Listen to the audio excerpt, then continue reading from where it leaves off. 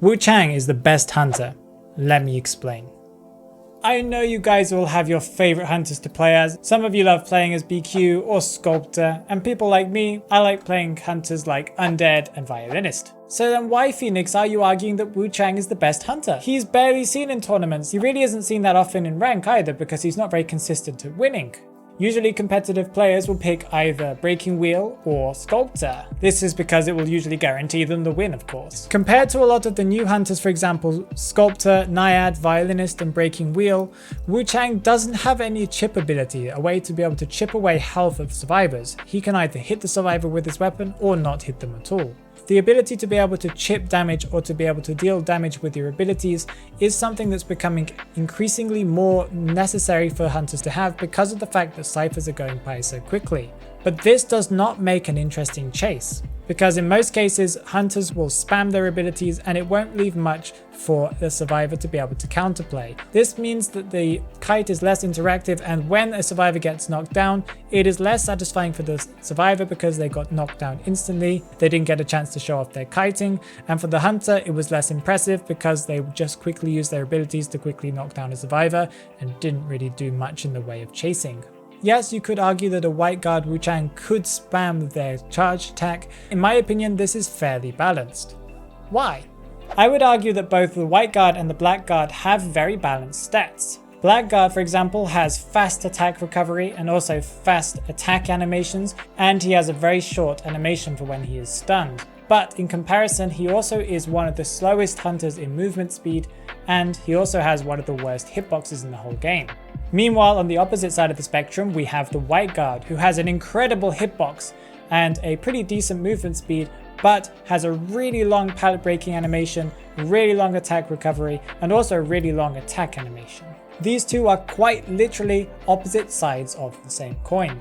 In my opinion, this means that neither form is too overpowered because they each have their own weakness, and a good survivor will know how to counter each side or each form, accentuating each form's weakness and making them be able to kite for longer. That isn't true, you say. Their abilities are way too strong. To that I say, play as Wu Chang yourself. After playing Wu Chang for quite a while, you'll start to notice the little weaknesses and counterplays that survivors can do and easily make when you're trying to chase them. Against the white guard, since its attack animation is pretty incredible, survivors know that they need to get behind something very quickly. And since his attack animation is a very long attack animation, it gives survivors enough time to go around corners. So what you'll often see is that they will kite in small areas. This makes it very difficult for the Wu Chang to hit them unless he is very careful. The white guard's soul siphon ability is also very limited because of the fact that it has a set duration where you can't attack. So once you use the ability, you now are stuck in that form. What you'll often see survivors do is they'll go towards a pallet and they'll close the pallet standing on one side of the pallet whilst you are on the other. Now, whilst you're in soul siphon mode, you have to decide to either go around the building or the structure to get to the other end of the pallet, to which they will just vault over, or you just have to wait out the soul siphon and then break the pallet. Blackguard, on the other hand, has a very fast attack recovery, and his bell, if it hits, will usually guarantee that the Wu Chang will actually get a hit on the survivor. But it is surprisingly difficult to hit the bell, because the bell range and the radius is relatively small, and it's quite predictable for most survivors to know when it's about to be used. This bell also doesn't counter vaulting animations, so it won't stop a survivor from vaulting a window or vaulting a pallet. As far as I remember, it also doesn't cancel when a survivor is about to drop a pallet. This again gives a survivor more chances to be able to counter the ability, making a kite much more interactive on the survivor side. The options they have are either dodging to the side when they expect the Wu Chang to be able to use the bell, or to be able to take the bell and then dodge back and avoid Blackguard's pretty terrible hitbox. Once again, I want to repeat that a veteran Wu Chang will optimize their abilities to be able to use them at the exact right time when they know that they can guarantee a hit, or almost always guarantee a hit. His umbrella is way too powerful though, you say? No, it isn't, especially not after its last nerf that he had. In the early game, the umbrella is pretty much the only thing that a Wu Chang has, and this ability means that he can move around pretty easily. It does give him some options, but it's not very good at countering kiting, especially in tight kiting zones. He has no soul siphon ability, he has no bell ability. One thing that you'll notice when you're playing as Wu Chang is that there's a little bit of a difference between the normal playstyle that you'll do. Usually when you're playing a hunter such as Hellember or Ripper, somebody who hasn't got any chip damage, when a survivor goes into a looping area, it is very difficult for you to be able to chase them because they keep on running around the same area again and again and again until eventually they make a mistake and you manage to get one hit off on them. With Wu Chang it is very different because with his ability of using the umbrella, you are now forcing the survivor to be able to make a choice. This makes looping areas into less of a looping, boring thing where the hunter has no option except for chasing in a circle, into more of a dance where there are split-second decisions that make it much more rewarding and much more interactive for both players. But at full presence, his umbrella has abilities, no? Yes, you are right by that, but to be honest, his abilities are quite useful but also aren't that powerful, especially since you consider that he needs to actually get to this assertive presence first. For Wu Chang, the early game is very key and very important, and since it's very difficult for him to be able to get a hit due to his abilities not being anti-kite at the beginning of the match, it means that it can take him a long time to get to last presence. A professional team and a team of survivors that know what they're doing, they'll make it so it takes as long as possible for this Wu Chang to get any presence.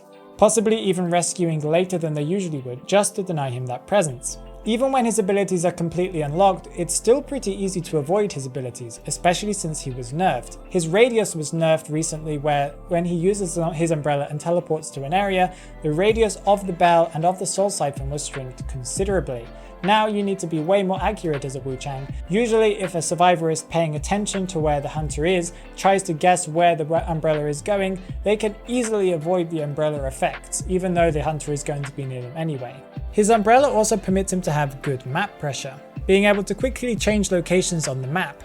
Whilst doing so, he can also take survivors off guard and be able to hit them before they even realize that he's right next to them.